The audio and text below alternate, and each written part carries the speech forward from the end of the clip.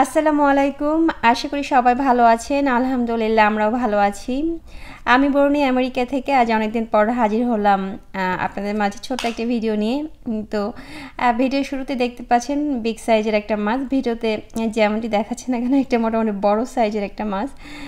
এটা এখানে লেক থেকে ধরা, নিজ হাতে ধরা। তো মাছ কাটা হবে এখন।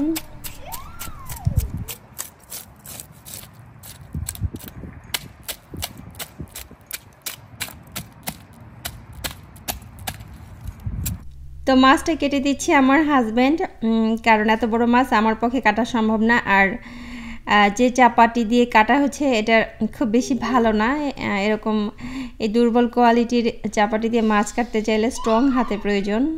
তো হাজব্যান্ড বাসায় ছিল, ও আবার ভালো মাছ কাটতে পারে, মাছ ভালো ধরতেও পারে, কাটতেও পারে।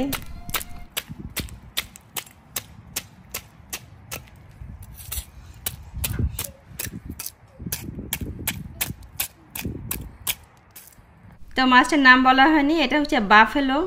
টেক্সাসে প্রচুর লেক আছে। টেক্সাস আসলে দেখার কিছু নেই আমার কাছে মনে হয়, যেটা দেখার আছে সেটা হচ্ছে প্রচুর লেক, এবং সেই লেক ভরা শুধু মাছ আর মাছ। তো এটা হচ্ছে আমাদের এখানে যে লেকগুলো আছে সেখান থেকে ধরা মাছ।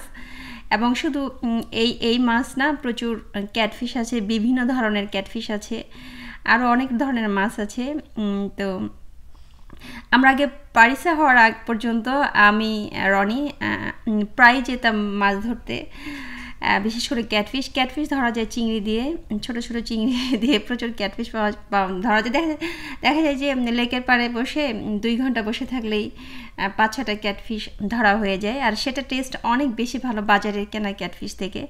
আমি অনেকবারই বলেছি আমাদের এখানে নিউ ইয়র্কে বা অন্যান্য স্টেটে ভালো মাছ পাওয়া যায়, আমাদের এখানে কিন্তু বাজারে তেমন ভালো মাছ পাওয়া যায় না। তো সেক্ষেত্রে যদি কিন্তু লেক ভরা মাছ আছে, যারা মাছ ধরতে পছন্দ করেন, যারা টেক্সাসে আছেন বা টেক্সাসে আসতে যাচ্ছেন, মাছ ধরতে পছন্দ করেন, তাদের মাছ কিনে খেতে হবে না যদি সময় থাকে বা সাথে ছোট বাচ্চা কাচ্চা না থাকে। মাছ ধরেই সারা বছরে খাওয়াটা অনেকের হয়ে যায়। এরকম অনেকের কাছে বলতে শুনি যে আমরা মাছ কিনি না, আমরা মাছ ধরে খাই। আর এই ধরা মাছের টেস্ট অনেক অনেক ভালো।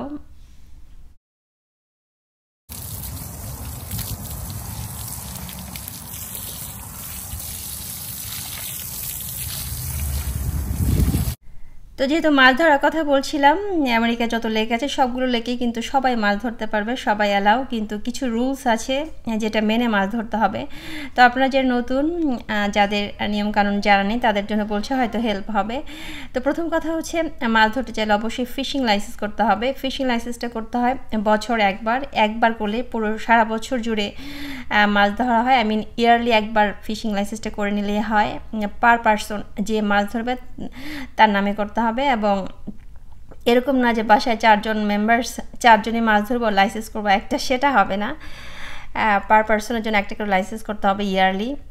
তো এরকম অনেক হয়েছে আমাদের পরিচিতদের মাঝে যে একজনের লাইসেন্স ছিল, বাট সাথে আরও 2জন ছিল, 3জনের হাতে বড়শি ছিল। তো হঠাৎ করে যেটা হয় যে মনে হয় লেক নিরিবিলি জায়গা, এখানে আবার পুলিশ আসবে কোথা থেকে, তো হঠাৎ করেই কিন্তু পুলিশ চলে আসে, এবং এসে যদি দেখে যে বাকিদের লাইসেন্স নাই, তখন ওরা জরিমানা করবে। আর এটা অনেক বড় অ্যামাউন্টের জরিমানা, $500 জরিমানা লাইসেন্স ছাড়া যদি কেউ মাছ ধরে। এটা একটা বিষয়, তো অবশ্যই মাথায় রাখতে হবে। মাছ ধরতে চাইলে লাইসেন্সটা করতে হবে আগে। আর লাইসেন্স কোথা থেকে করা যায়, নর্মালি এখানে যে ওয়ালমার্ট আছে, সেখানে ওয়ালমার্টে অনলি $30-35 মতো লাগে। তো ওই স্টোরে যেও করা যাবে, অথবা অনলাইন থেকেও একদম 3-4 মিনিট লাগে এ ধরনের লাইসেন্স করতে। তো অবশ্যই মাছ ধরতে চাইলে মাছ ধরার আগে পার পারসন ফিশিং লাইসেন্সটা করে নিতে হবে। আর যেটা বললাম অনেক সস্তা, বছর একবার করে নিলে হয়। একবার করে নিলে পুরো সারা বছর জুড়েই টেক্সাস বা আমেরিকার যতগুলো স্টেট আছে, এক একটা স্টেটের এক এক নিয়মকানুন। তা আমাদের টেক্সাসে এরকম $30-35 মতো লাগে একটা লাইসেন্স করতে, এবং সেটা দিয়ে সারা বছর মাছ ধরা যায়। তো আরও একটি নিয়ম আছে মাছ ধরার, যেটা আমাদের সবারই জানা, আর সেটা হচ্ছে যে মাছটা বড় হবে সেটার ছোট সাইজটা ধরা যাবে না।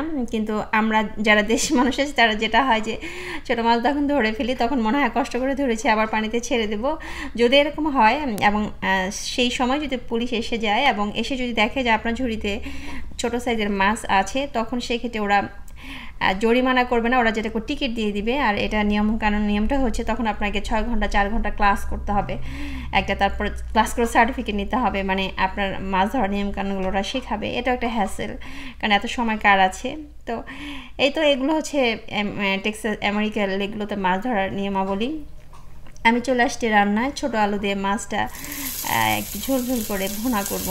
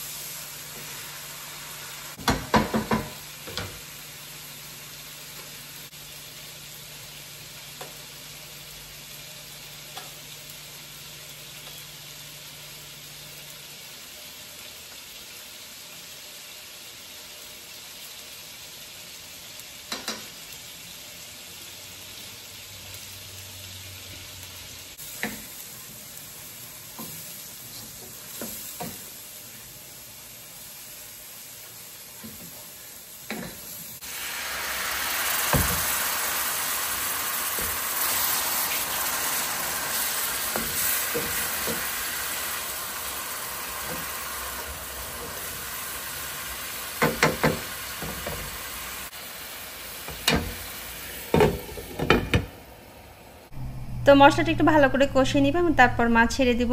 তো কথা বলছিলাম মাছ নিয়ে। এটা হচ্ছে পেয়ারা গাছ, বাইরে যেহেতু ঠান্ডা সেখানে ঘরে এনে রেখেছিলাম, ঠান্ডা কমে গেলে বাইরে দিয়ে দিব, কারণ বাইরে ঠান্ডা পেয়ারা গাছ মরে যায়। এটা খেতে খুব ভালো পেয়ারা হয়। তো এ মাসেই সামার শুরু হয়ে যাবে, 18 তারিখ থেকে আমাদের এখানে বাচ্চাদের স্কুল অলমোস্ট 2.5 মাসের জন্য বন্ধ হয়ে যাবে। তো এটাই হচ্ছে মাছ ধরার একদম পারফেক্ট টাইম। তো আমাদের প্ল্যান আছে, এর লাস্ট 2 ইয়ার্স আমরা কোনো মাছ ধরতে যেতে পারিনি, সব কিছু মিলে এই প্রবলেম ওই প্রবলেম। তারপর আপনারা সবাই জানেন আমার শ্বশুরবাড়ির লোকজন এসেছিলো, তাদেরকে সেটেল করা সব কিছু মিলে সময় হয়নি। ইভেন লাস্ট ইয়ারে একদিনের জন্য সময় হয়নি যে আমরা একটু বাইরে ঘুরতে যাব। তো এবছর প্ল্যান আছে ঘুরতে যাব লেকের পাড়ে, লেকের মাছটা ধরার প্ল্যান আছে, এবং যদি সুযোগ হয় শেয়ার করবো আপনাদের সাথে। তো মাছটা কিছুক্ষণ কষাবো এবং তারপর এর মাঝে ছোট আলু কেটে রেখেছি সেটা দিব। ঘরে টমেটো নেই, টমেটো থাকলে ভালো হতো। তারপর ধনেপাতাও নেই। এই ধরনের মাছ একটু টমেটো একটু ধনেপাতা, নামানোর আগে একটু ধনেপাতা দিলে কিন্তু টেস্টটা অনেক ভালো হয়।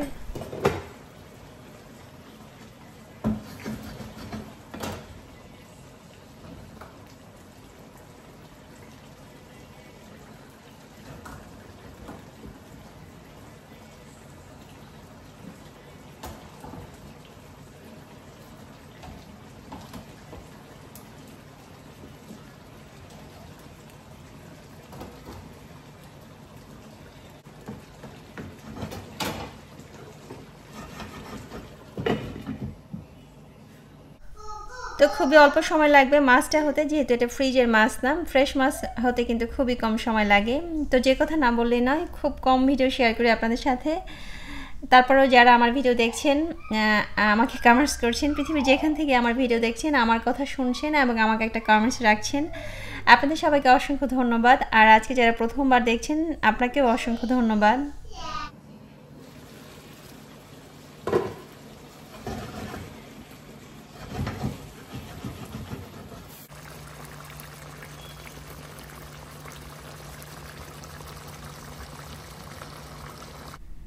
তো একটু পানি লাগবে।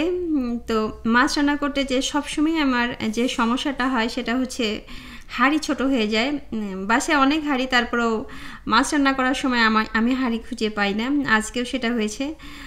আর মাছ টাছ রান্না করার জন্য একটু ছড়ানো টাইপের হাঁড়ি হলে কিন্তু ভালো হয়। তো নাড়া যাচ্ছে না, অন্য সময় হলে চেঞ্জ করে দিতাম, বাট যাই হোক এটাতেই শেষ করবো এখন।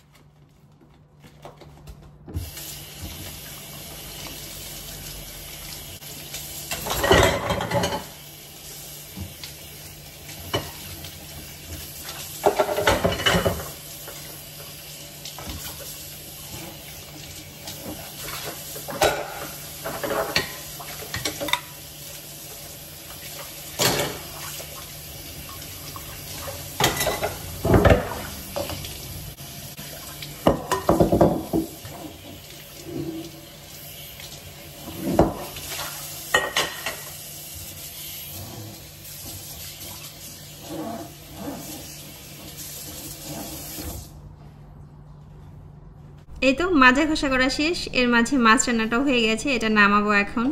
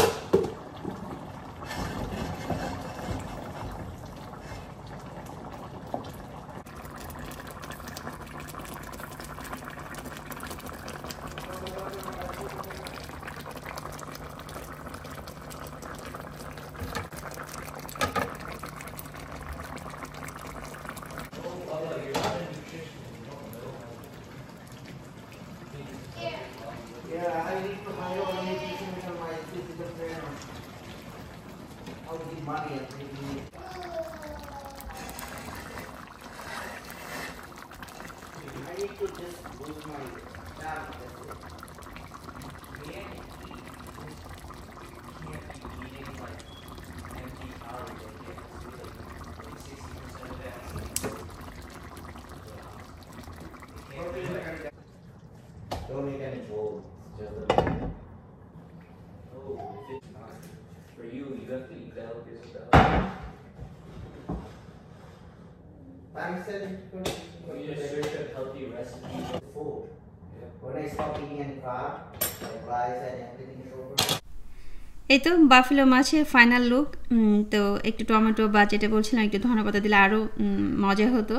এটা খুবই মজা হয়েছিল, দেখতে খুবই ইয়ামি দেখাচ্ছে, খেতেও খুবই মজা হয়েছিল। আমরা গরম ভাতের সাথে এটা খেতে খুবই মজা, বিশেষ করে আমরা যারা দেশের বাইরে আছি এরকম ফ্রেশ মাছ যাদের কপালে জোটে না তাদের জন্য এটা খুবই ইয়ামি একটা খাবার। বিদায় নেবে এখন, ভালো থাকবেন সবাই, আল্লাহ হাফেজ, আসসালামু আলাইকুম।